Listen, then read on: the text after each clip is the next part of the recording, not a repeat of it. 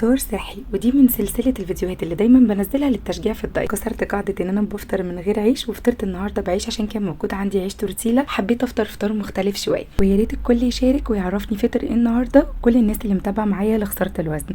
يلا نشوف الطريقه مع بعض. في طاسه على النار حطيت شويه زيت زيتون، ونزلت ب3 بيضات. انا طبعا ما فطرتش الفطار ده كله لوحدي، انا الاولاد بيفطروا معايا، وابتديت المه كده من الجناب عشان يبقى البيض على قد الرغيف بالظبط. العيش التورتيلا ده انا عملته قبل كده معاكم على الصفحه، وفي نفس الوقت ببيعه، يعني الناس اللي بتحب تعمل الحاجه في البيت تقدر تاخد الطريقه، تقدر تكلمني وانا اعملها لكم. وهتلاقوا وصفات كتير على الصفحه لفطار وغدا وسناكس صحي ومخبوزات صحيه، وهتلاقوا تشكيلات متنوعه حلوه جدا هتعجبكم. بس وحطيت شويه جبنه قريش كده على الوش، تقدروا تستخدموا اي جبنه صحيه عندكم. اللانشون انا ما باكلوش لان انا ما برشحش طبعا اللحوم المصنعه، بس انا ما باكلش اللانشون خالص، برده حطيته من باب التغيير. حطيت كابوتشا، وعلى فكره انتوا ممكن تستخدموا السبانخ جوه البيت، وحطيت شويه زيتون عشان خاطر تبقى طعمها حلو. لو هنحط زيتون نحاول نقلل الملح في البيت. وبس كده الفطار بتاعنا جاهز. اتمنى ان الكل يشارك معانا في التحدي لخساره الوزن. انا بنزل كل يوم بوست بقول فيه تقرير اليوم، كل بيشارك بيومه وانا برد على كل الكومنتات.